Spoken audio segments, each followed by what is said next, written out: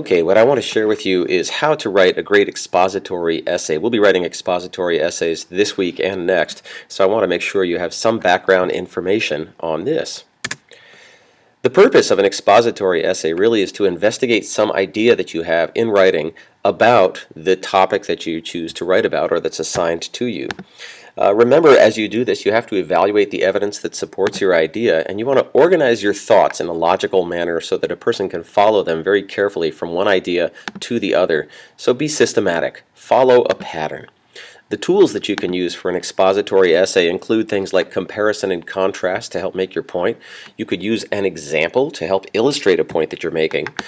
You could also analyze cause and effect of different things that happen in a novel or in a story that you're writing about, or you could define a term.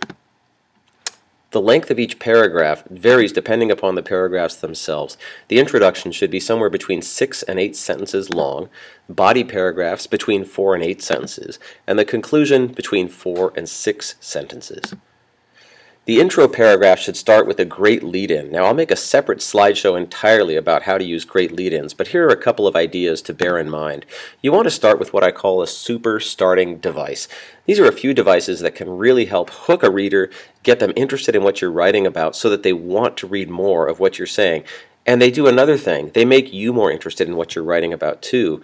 So be sure to use one of these. It could be an anecdote, which is a short story about yourself or something that happened in your life that connects to the topic that you're writing about. It could also be a striking statement, something stunning that really grabs the reader's attention. Like, could you imagine being locked in a cave with a cannibalistic cyclops and the only way out was to poke out his eye and try to sneak out of the cave? You could also use a quotation and analyze a quotation, but quotations tend to get a little bit weaker because they tend to be plopped at the top of a page, and the explanation of them tends to be weaker. So if you're going to use a quotation, make sure you explain well why you're using it and what you think it represents.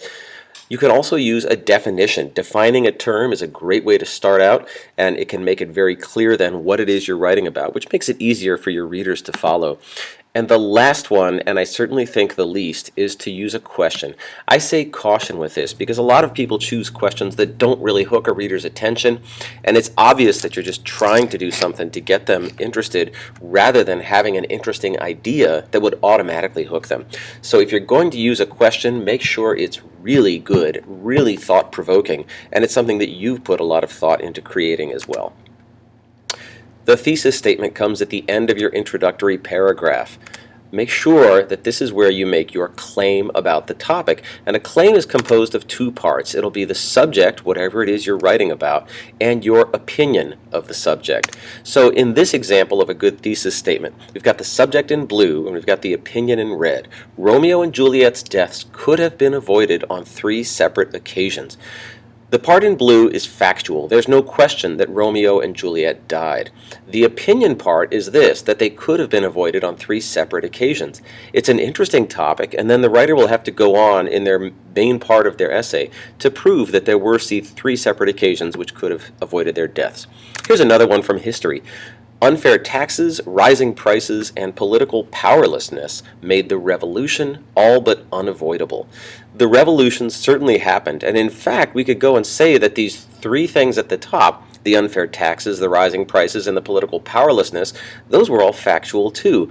But did they make the revolution unavoidable? We're not so sure. That's what the writer will have to prove. So a good thesis statement states clearly what the topic is and what the writer's opinion about it is.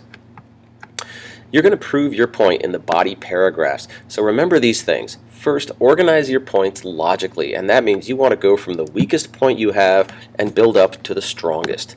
Second, use transitions to flow clearly from idea to idea and from paragraph to paragraph. It almost makes it sound like a conversation or like a good talk where you're speaking, quote unquote, to the reader through the words that you're writing. Never use the first person, such as I think, or to me, or in my opinion. They make your writing weak, and if you write out a sentence that says, for example, I think Romeo and Juliet's deaths could have been avoided, and you simply cross out the I think, you wind up with a stronger sentence that says, Romeo and Juliet's deaths could have been avoided. When you avoid the first person, you make your writing stronger. The structure of the body paragraphs is like this. You're going to begin with a transition, and that'll be, if it's the first body paragraph, a transition from the introduction into that paragraph, or it could be a transition from one body paragraph to another, or a transition from the last body paragraph into the conclusion. You're going to state your claim that you're making in that paragraph and that you're proving in that paragraph. You're going to introduce the evidence that supports that claim that you're making. It could be an example, it could be a reason, it could be a quotation. And then you're going to explain in your own words what that evidence shows. As I've spoken about in class, you have to say in your own words what you think the evidence shows. Otherwise, the reader might interpret it differently than you intend. And you don't want that to happen. It's your writing, not theirs. Finally, a concluding sentence to make your point clear. When you finish with the body paragraphs, you want to come to your conclusion or your concluding paragraph. And in the concluding paragraph, of course, you're going to review the topic very briefly. You're also going to summarize the claim that you've made, and not just made, but proven at this point. But there's one other thing very important that you should have in your concluding paragraph. It's a real-world connection. We don't write about literature because it tells us something about cool stories. We write about literature because literature tells us something about our lives and about the worlds that we live in, about the struggles that we go through and the challenges that we face. And this is where you have to make that connection very clear.